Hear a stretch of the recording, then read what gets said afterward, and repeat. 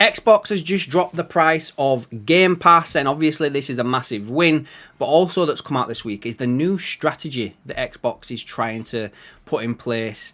Let's get into it. Alright guys, this is Adam from Play Pause Talk, and I'm going to be talking about all the Xbox stuff that's come out this week. We've had a load of it, so I have said I've been wanting to do an Xbox video for a bit, so this is that video for you all right now.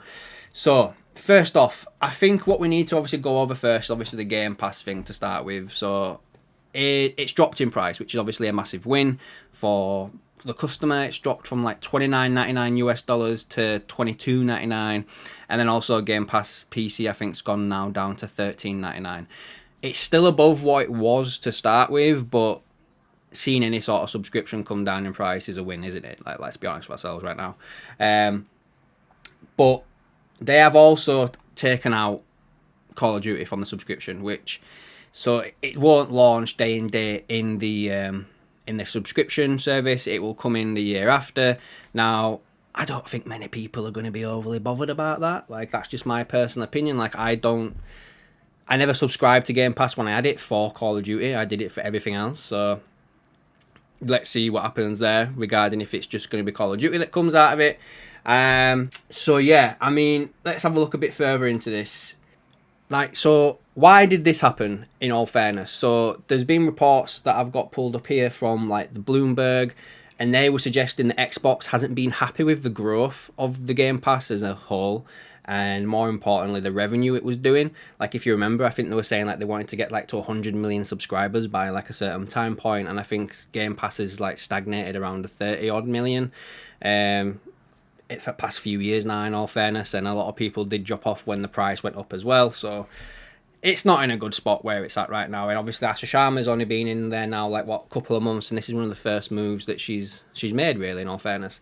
And you know, obviously Call of Duty, was it last year's Call of Duty lost them like $300 million in revenue because people obviously got it on Game Pass instead of actually purchasing it. So you can't keep losing that much money year in, year out, do you know what I mean? So yeah.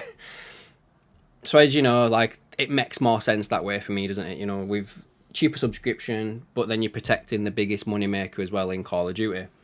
But you've got to think as well, though, this is an Xbox being generous, shall we say. Like, Xbox is obviously creating something that's not working, and it's a company, it's an organisation, so they want to make money. They're not doing this out of the goodness of their own heart as well. And this is where it gets a little bit deeper, because there was an internal memo sent to the Xbox staff, and it was brutally honest.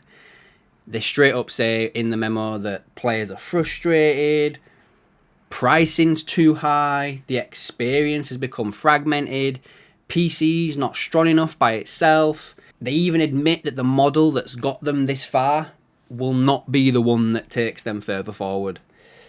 This is like Xbox looking in the mirror and not liking what they see at all whatsoever, and what they've become over the course of probably since the Xbox One. Do you know what I mean? Like, they've proper just fallen off a cliff, haven't they?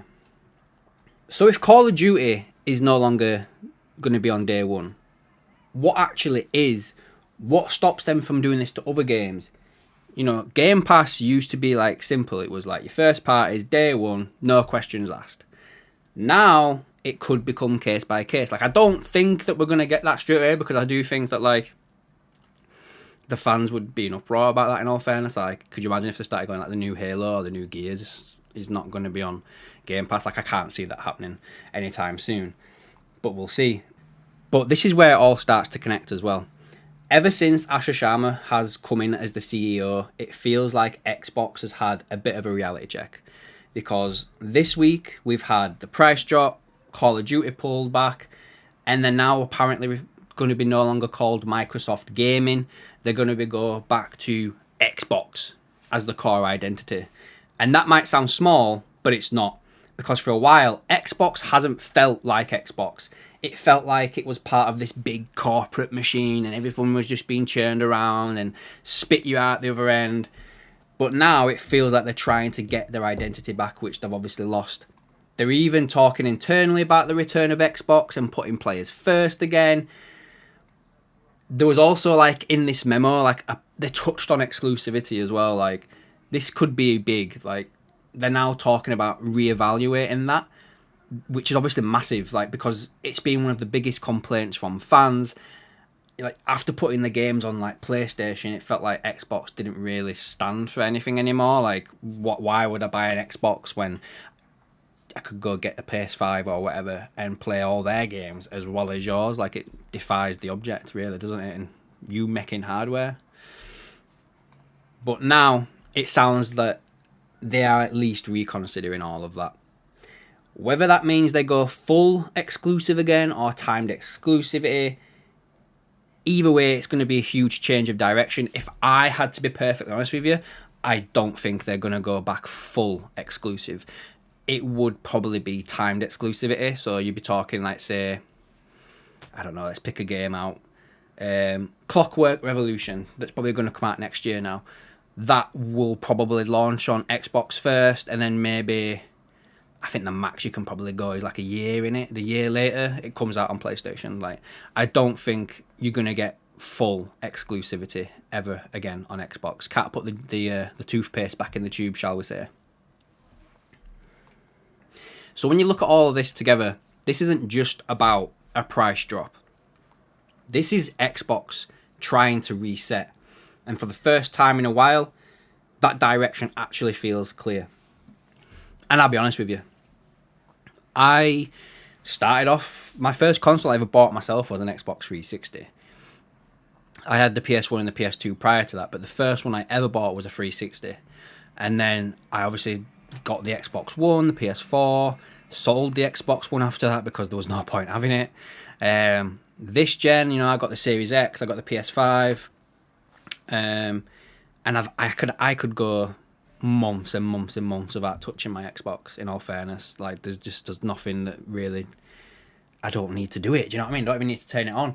But these moves that have come out this week and the rumours and stuff like that, like, it's made me, like, go, oh, alright then. Okay, you've got my attention. Let's see what happens.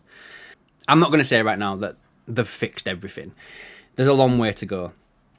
And this is obviously feels like the first real business decision in a while, from a business point of view, that I actually get. But at the same time, this isn't just about, like, good news as well. It's not all good news. There's a trade-off, because Game Pass could not be the same anymore in the future as well, depending on what happens with all of this. So let me know down below. Are you happy with the Game Pass reduction in price? Are you worried about what that could potentially mean in the future? What are your thoughts on the stuff that's come out from the other reporting? That's everything like the memo about rebranding as Xbox again. Apparently there's a new logo, putting players first, everything like this. To me, it's not fully there, but it reminds me of the PlayStation 4 era, where they went, like, for the players and everything like that. Do you know what I mean? On their advertisements. So let's see what happens here. Make sure you hit the subscribe button, hit the like button, and hit the hype button if you can, and leave a comment down below. But remember to hit pause and stay tuned.